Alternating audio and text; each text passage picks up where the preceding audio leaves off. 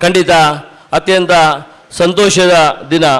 ಇವತ್ತು ವಿಶ್ವ ಮಹಿಳಾ ದಿನಾಚರಣೆಯನ್ನು ಹಾಗೂ ಈ ಒಂದು ಹೊಸದಾಗಿ ಆಪ್ತ ಸಮಾಲೋಚನಾ ಕಟ್ಟಡ ಎರಡನ್ನು ಒಟ್ಟಿಗೆ ಜೊತೆಯಾಗಿ ಉದ್ಘಾಟನೆ ಮಾಡೋದ್ರ ಜೊತೆಗೆ ಒಂದು ಸಮಾಜಕ್ಕೆ ಸಂದೇಶವನ್ನು ಕೊಡುವಂಥ ಒಳ್ಳೆಯ ಒಂದು ಕಾರ್ಯವನ್ನು ಇವತ್ತು ಇಲ್ಲಿ ಆಯೋಜಿಸಿದ್ದೀರಿ. ಇದರ ಹಿಂದೆ ಯಾರೆಲ್ಲ ಈ ಕಾರ್ಯಕ್ರಮವನ್ನು ಇಷ್ಟು ಚೆನ್ನಾಗಿ ಮಾಡಲು ಯಾರೆಲ್ಲ ಇದಕ್ಕೆ ಕಾರಣಕರ್ತರಾಗಿದ್ದಾರ ಅವರೆಲ್ಲರನ್ನು ಮನಸಾರೆ ಅಭಿನಂದಿಸುತ್ತಾ, ನಮ್ಮ ಯಶೋಧಕ್ಕನವರ ಯಾವುದೇ ಕೆಲಸ ಇದ್ದರೂ ಹಾಗೆ ಅವರನ್ನು ಇವತ್ತಲ್ಲ ನಮ್ಮ ಒಂದು ನಾಯಕಿಯಾಗಿ ಅವರು ಕೆಲಸ ಆಗಿರುವಾಗ ಈಗಾಗಲೇ ಮಂಜುನಾಥ್ ಪೂಜಾರಿಯವರು ಮಾತಾಡೋ ಹೇಳಿದರು, ನಮ್ಮ ತಾಲೂಕ್ ಪಂಚಾಯತ್ ಅಧ್ಯಕ್ಷರಾಗಿ ಸದಸ್ಯರಾಗಿ ಪಂಚಾಯತಿನಿಂದ ಎದ್ದುಕೊಂಡು ಬಂದು ಎಲ್ಲ ಸ್ತರದ ಕೆಲಸವನ್ನು ಮಾಡಿ ಇವತ್ತು ಆ ನಂತರ ಅವರು ಈ ಒಂದು ಮಹಿಳಾ ಸಾಂತ್ವನ ಅಥವಾ ಮಹಿಳೆಯರಿಗೆ ಧ್ವನಿಯಾಗಬೇಕೆನ್ನೋ ಉದ್ದೇಶ ಇಟ್ಕೊಂಡು ಈ ಒಂದು ಕೆಲಸವನ್ನು ಭಾಳ ಉತ್ತಮ ರೀತಿಯಲ್ಲಿ ಮಾಡ್ಕೊಂಡು ಬರುವುದನ್ನು ಸುಮಾರು ವರ್ಷದಿಂದ ಕೇಳ್ತಾ ಬಂದಿದ್ದೇವೆ. ಅವರು ಹೇಳಿದಾಗೆ 2010ರಿಂದ ಈ ವಿಭಾಗವು ಇಲ್ಲಿ ಪ್ರಾರಂಭ ಆಯಿತು ಅಂತ ಹೇಳಿದರು. ಅದು ಮೊದಲು ಉಡುಪಿಯಲ್ಲಿ ಅದು ಜೊತೆ ಆಗಿತ್ತು. ಆ ನಂತರ ಅವರು ಯಾವುದೇ ಕೆಲಸವನ್ನು ಮಾಡಿದರೂ ಅಷ್ಟೇ, ಹಿಂದೆ ತಾಲೂಕ್ ಪಂಚಾಯತ್ನ ಅಧ್ಯಕ್ಷರಾಗಿರುವಾಗ ಸಹ ಅಷ್ಟೇ ಈ ಸಮಾಜದ ಕಟ್ಟಕಡೆಯ ವ್ಯಕ್ತಿಗೆ ನ್ಯಾಯವನ್ನು ಕೊಡುವಂಥ ಕೆಲಸವನ್ನು ಮಾಡಿದ್ದಾರೆ. ಅದರ ಜೊತೆಗೆ ಇವತ್ತು ಇಲ್ಲಿ ಸಹ ಅಷ್ಟೇ ಎಲ್ಲ ಮಹಿಳೆಯರನ್ನು ಒಟ್ಟು ಮಾಡ್ಕೊಂಡು ಇವತ್ತು ಇಷ್ಟು ಜನ ಮಹಿಳೆಯರು ಒಂದೇ ಸೂರಲ್ಲಿ ಒಟ್ಟಾಗಬೇಕಾದ್ರೆ ಅದು ಸಣ್ಣ ಕೆಲಸ ಅಲ್ಲ. ಅವ್ರಿಗೆ ಯಾವುದಾದ್ರು ಒಂದು ರೀತಿಯಲ್ಲಿ ಅವರೆಲ್ಲರನ್ನು ಮುಟ್ಟಿದಾರಂತ ಲೆಕ್ಕ. ಹಾಗೂ ಈ ಒಂದು ಕೇಂದ್ರ ಇಂದಿನ ಸಮಾಜದ ಬಹಳ ಅಗತ್ಯವಾದ ಕೇಂದ್ರ ಅಂತ ಎಣಿಸ್ತೇನೆ. ಯಾಕಂದರೆ ಸಣ್ಣ ಸಣ್ಣ ಕ್ಷುಲ್ಲಕ ವಿಚಾರಕ್ಕೋಸ್ಕರ ಮನಸ್ತಾಪ ಆಗ್ತದೆ. ವಿಚಾರ ಏನು ಇರುವುದಿಲ್ಲ, ಅಲ್ಲಿ ಯಾರಾದರೂ ಮಧ್ಯ ನಿಂತುಕೊಂಡು ಮಾತಾಡೋರು ಒಬ್ಬರು ಬೇಕು. ಅದು ಇಂದಿನ ಅಗತ್ಯ. ನಿಜವಾಗಿ ಅಂದರೆ ಎಲ್ಲರೂ ಒಟ್ಟಾಗಲಿಕ್ಕೆ ಮನಸ್ಸಿದೆ, ದೂರ ಆಗಬೇಕಂತಿಲ್ಲ. ದೂರುಗಳು ಬರ್ತವೆ. ಮನುಷ್ಯ ಅಂದಮೇಲೆ ಸಾಮಾನ್ಯವಾಗಿ ಒಂದು ಮನೆಯಲ್ಲೇ ಜಗಳ ಇರ್ತದೆ, ಅದು ಕುಟುಂಬದಲ್ಲಿರ್ಬೋದು, ಬೇರೆ ಬೇರೆ ಸ್ತರದಲ್ಲಿರ್ತದೆ. ಅದೆಲ್ಲವನ್ನು ಅದಕ್ಕೆ ಸಾಮಾಜಿಕ ನ್ಯಾಯ ಕೊಡಬೇಕೆನ್ನೋ ಉದ್ದೇಶ ಇಟ್ಕೊಂಡು ಈ ಕೇಂದ್ರವನ್ನು ಮಾಡಿದ್ದಾರೆ. ಖಂಡಿತ ಉತ್ತಮ ರೀತಿಯಲ್ಲಿ ಈ ಕೇಂದ್ರ ನಡೆದು ಬಂದು ಸಮಾಜದ ಧ್ವನಿಯಾಗಿ ಅಥವಾ ಯಾರೆಲ್ಲ ಕಷ್ಟದಲ್ಲಿದ್ದಾರೆ ಅವರಿಗೆ ಒಂದು ಧ್ವನಿಯನ್ನು ಕೊಡುವಂಥ ಅಲ್ಲ ಅವರಿಗೆ ಸಾಂತ್ವನವನ್ನು ಕೊಡುವಂಥ ಕೆಲಸ ಮುಂದೆ ಸಹ ಈ ಒಂದು ಹೊಸ ಕಟ್ಟಡ ಆಗಿದೆ.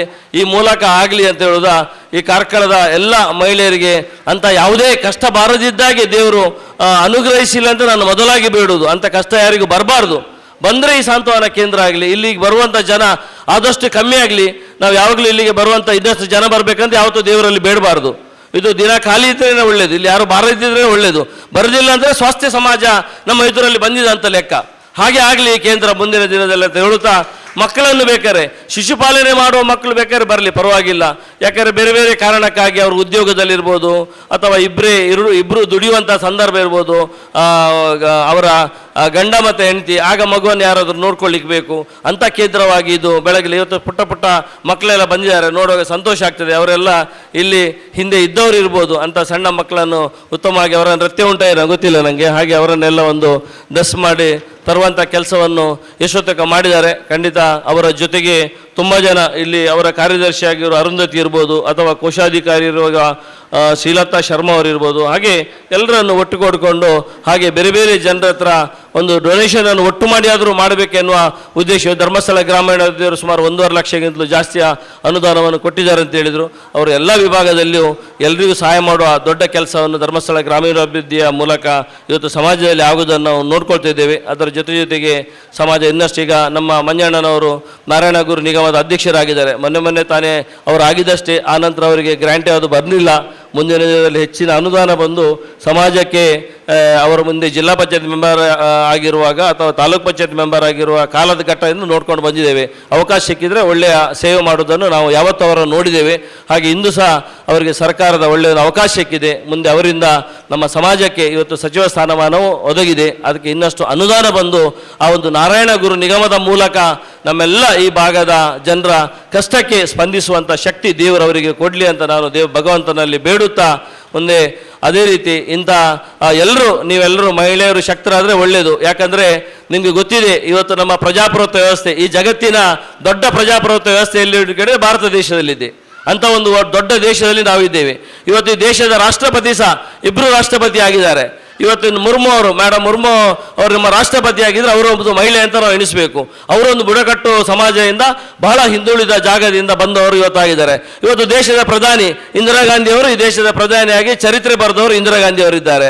ಇಂಥ ಹಲವಾರು ಜನರ ಹೆಸರನ್ನು ನಾವು ಕೇಳಿದ್ದೇವೆ. ನಿಮ್ಮಲ್ಲಿ ಯಾರ ಇಲ್ಲಿ ಕೂತ್ಕೊಂಡವರು ಕರ್ನಾಟಕದ ಮುಖ್ಯಮಂತ್ರಿ ಆಗ್ಬೋದು, ಯಾರ ನಸೀಬ್ ಎಲ್ಲಿ ಉಂಟು ಯಾರಿಗೂ ಗೊತ್ತಿಲ್ಲ. ನಾವು ನಮಗೆ ಕೀಳರಿಮೆ ಇರಬಾರ್ದು, ನಾವು ಮುನ್ನುಗ್ಲಿಕ್ಕೆ ಯಾವುದೇ ಥರದ ನಮ್ಮ ಹತ್ರ ಹಿಂಜರಿಕೆ ಇರಬಾರ್ದು. ಇನ್ನೊಬ್ಬರ ಹತ್ರ ನಮಗೇನು ಗೊತ್ತಿಲ್ಲ ಇದ್ರೆ ಮಾತನಾಡಲಿಕ್ಕೆ ನಾವು ಹಿಂಜರಿಬಾರ್ದು, ಮುಕ್ತವಾಗಿ ಮಾತಾಡಬೇಕು. ಆಗ ಖಂಡಿತ ನಮಗೆ ಸ್ಪಂದಿಸುವ ಕೈಗಳು ಹಲವಾರುಗಳಿವೆ. ಅದಕ್ಕೆ ನಾವು ಸಂಕೋಚ ಪಡ್ಕೊಂಡ್ರೆ ಖಂಡಿತ ನಮ್ಮ ಬದುಕಾಗುವುದಿಲ್ಲ.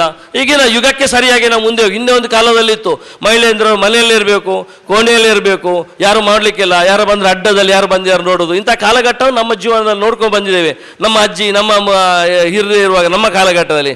ಈಗ ಹಾಗಲ್ಲ, ಎಲ್ಲರೂ ಸಮಾಜದಲ್ಲಿ ಎದುರು ಬಂದು ಮಾತನಾಡುವ ಒಳ್ಳೆ ಕಾಲಘಟ್ಟದಲ್ಲಿದ್ದೇವೆ. ಇವತ್ತು ಸೌದಿ ಅರೇಬಿಯಾದಂತಲ್ಲಿ ಮಹಿಳೆಯರು ಹೊರ ಬರಲಿಕ್ಕಿಲ್ಲ ಅಂತ ಹೇಳಿದರೆ ಇವತ್ತು ಅವರು ಬುರ್ಕ ತೆಗೆದು ಲೈಸೆನ್ಸ್ ಮಾಡಿಕೊಂಡು ಗಾಡಿ ಬಿಡ್ಬೋದು ಎನ್ನುವ ಒಂದು ಹಂತದಲ್ಲಿಯೂ ಅವರು ಸಮೇತ ಮುಂದೆ ಬಂದದನ್ನು ನಾವೆಲ್ಲ ನೆನಪಿಸಿಕೊಳ್ಳುವಂಥ ಕಾಲಘಟ್ಟದಲ್ಲಿದ್ದೇವೆ. ಹಾಗಿರುವಾಗ ಮುಂದೆ ಪ್ರಜಾಪ್ರಭುತ್ವ ವ್ಯವಸ್ಥೆಯಲ್ಲಿ ನಿಮ್ಮಂಥ ಮಹಿಳೆಯರು ಬಂದರೆ ಸ್ವಚ್ಛ, ಇವತ್ತು ಸಮಾಜ ಯಾವುದಾದ್ರು ಸುದೃಢವಾಗಿದ್ದರೆ ಅದು ಮಹಿಳೆಯರಿಂದ ಉಂಟಂತ ನಾನು ಬಹಳ ಎದೆ ತಟ್ಟಿ ಹೇಳ್ತೇನೆ.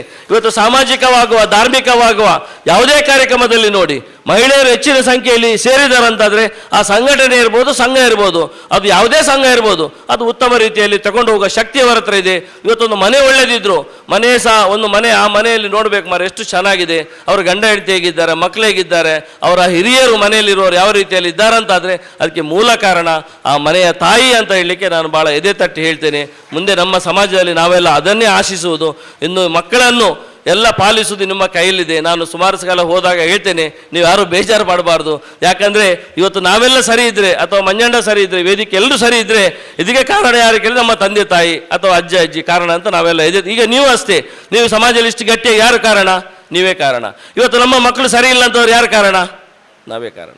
ಹಾಗಾಗಿ ಇದನ್ನು ನಾವು ಭಾಳ ಗಟ್ಟಿಯಾಗಿ ಹೇಳಬೇಕು ನಮ್ಮ ಮಕ್ಕಳಿಗೆ. ಅದನ್ನೇ ತಪ್ಪೆ. ಇವತ್ತು ಮಕ್ಕಳಿಗೆ ಹೆದರಿ ನಾವು ಬದುಕುವಂಥ ಪರಿಸ್ಥಿತಿಯಲ್ಲಿದ್ದೇವೆ. ಮಕ್ಕಳಿಗೆ ಹೆದರಿ ತಂದೆ ತಾಯಿ ಬದುಕೋದು ಮನೆಯಲ್ಲಿ, ಅದು ಆಗಬಾರ್ದಂತ ನನ್ನ ಆಸೆ. ಅದು ಕೆಲವು ಒತ್ತಡದಲ್ಲಿ ಕೆಲವು ಇರ್ಬೋದು, ಆದರೂ ನೀವು ಅದನ್ನು ಮಕ್ಕಳಿಗೆ ಸ್ವಲ್ಪ ಸ್ಪಷ್ಟವಾಗಿ, ಹೊಟ್ಟೆಗೆ ಕಮ್ಮಿ ಆಗಿದ್ರೂ ಪರವಾಗಿಲ್ಲ, ತಲೆಗೆ ಸ್ವಲ್ಪ ಜಾಸ್ತಿ ಹಾಕುವ ಕೆಲಸವನ್ನು ನೀವು ಮಾಡಿದರೆ ಆಗ ಖಂಡಿತ ಸುಸಂಸ್ಕೃತವಾದ ಸಮಾಜ ಮುಂದೆ ನಮ್ಮ ಎದುರು ನಿಲ್ತದೆ. ಅಂತ ಎಲ್ಲ ಕೆಲಸವನ್ನು ನಾವೆಲ್ಲರೂ ಎದುರು ನಿಂತು ಗಟ್ಟಿಯಾಗಿ ಮಾಡುವಂಥ ಕೆಲಸವನ್ನು ಮಾಡುವಂತ ಹೇಳುತ್ತಾ, ಪುನರಪಿ ಈ ಕಾರ್ಯಕ್ರಮವನ್ನು ಆಯೋಜಿಸಿದ ಎಲ್ಲ ಆಯೋಜಕರಿಗೂ ಪುನಃ ಯಶೋದಕ್ಕ, ನಿಮ್ಮಿಂದ ನಮಗೆ ಭಾಳ ಅನ್ಯಾಯ ಆಗಿದೆ, ತೊಂದರೆ ಆಗಿದೆ. ನಾನು ಇದನ್ನು ಭಾಳ ಗಟ್ಟಿಯಾಗಿ ಹೇಳಬೇಕು. ಯಾಕಂದರೆ ಅವರು ಈ ಸಾಂತ್ವನ ಕೇಂದ್ರಕ್ಕೆ ಬಂದ ನಂತರ ನಮ್ಮ ಜೊತೆಗೆ ಇಲ್ಲ, ಅವರು ನಮ್ಗೆ ಭಾಳ ಬೇಜಾರು, ಗಟ್ಟಿಯಾಗಿಲ್ಲ, ಅವರು ಸ್ವಲ್ಪ ಈಗ ಮೆದುವಾಗಿದ್ದಾರೆ. ಯಶೋದಕ್ಕೆ ಮುಂದೆ ಇರುವಾಗ ನಮಗೊಂದು ಶಕ್ತಿ ಇತ್ತು ಒಂದು ಭಾಗದಲ್ಲಿ, ಅದ್ರಲ್ಲಿ ಸ್ವಲ್ಪ ಕಮ್ಮಿ ಆಗಿದೆ ಅಂತ ತಮಾಷೆಗಾಗಿ ಹೇಳಿದೆ. ಯಾಕಂದರೆ ಅವರು ನಮ್ಮ ಒಟ್ಟಿಗೆ ಕೆಲಸಕ್ಕೆ ಜೊತೆಗೆ ಮಾಡುವಾಗ ನಮ್ಮ ತೋರು ಶಕ್ತಿ ಇತ್ತು. ಈಗ ಸಾಂತ್ವನ ಕೇಂದ್ರ ಇದರ ಹಿಂದೆನೇ ಇದ್ದಾರೆ. ಏನೇ ಇರಲಿ, ಒಂದು ಭಾಗದಲ್ಲಿ ಒಂದು ರೀತಿಯಿಂದ ಸಮಾಜವರು ತೊಡಗಿಸಿಕೊಂಡಿದ್ದಾರೆ. ಮುಂದೆ ಸಹ ಅವ್ರಿಗೆ ಎಷ್ಟು ದಿನ ಆಗ್ತದೋ ಅಷ್ಟು ದಿನ ಗಟ್ಟಿಯಾಗಿ ಈ ಕೆಲಸ ಮಾಡುವಂಥ ಶಕ್ತಿ ಅವರು ದೇವರಿಗೆ ಕೊಡಲಿ ಅಂತ ಹೇಳುತ್ತಾ ಈ ಕಾರ್ಯಕ್ರಮ ಆಯೋಜಿಸಿ ನಮ್ಮ ಜಯಂತಕ್ಕಿದ್ದಾರೆ ಭಾಳ ಗಟ್ಟಿ. ಅವರ ನೀವು MC ಮಾಡೋ ನೋಡಿದ್ರು, ಇಂಥವ್ರು ಮುಂದೆ ಬರಬೇಕು. ಇವತ್ತು MC ಯಶೋದಕ್ಕನ ಜಯಂತಕ್ಕನವ್ರು ಮಾತಾಡಿದ ಸ್ವರವನ್ನು, ಈ ಸ್ವರ ಎಲ್ಲ ಮಹಿಳೆಯರು ಬರಬೇಕಂತ ಇವತ್ತಲ್ಲಿ ಪ್ರಶಸ್ತಿ ತಗೊಂಡು ಅಮ್ಮ ಇದ್ದಾರೆ, ಇವರು ಅಕ್ಕ ಇದ್ದಾರೆ, ಅವರ ಸಂಗೀತವನ್ನು ಕೇಳಬೇಕು. ನಮ್ಮ ಸಭೆ ಆದ ನಂತರ ಈ ಒಂದು ಪದ್ಯ ಹೇಳಬೇಕಮ್ಮ, ಯಾಕಂದರೆ ಪದ್ಯವನ್ನು ಎಲ್ಲ ಕಡೆ ಕೇಳಿದೆ, ಅವರ ಒಂದು ಸಂಗೀತವನ್ನು ತಾವು ಕೇಳಬೇಕು, ಅಷ್ಟು ಒಳ್ಳೆಯದಾಗಿ ಅವರು ಹಾಡ್ತಾರೆ. ಇಂಥ ತುಂಬ ಎಲ್ಲರಿಗೂ ಆ ಶಕ್ತಿ ಇದೆ.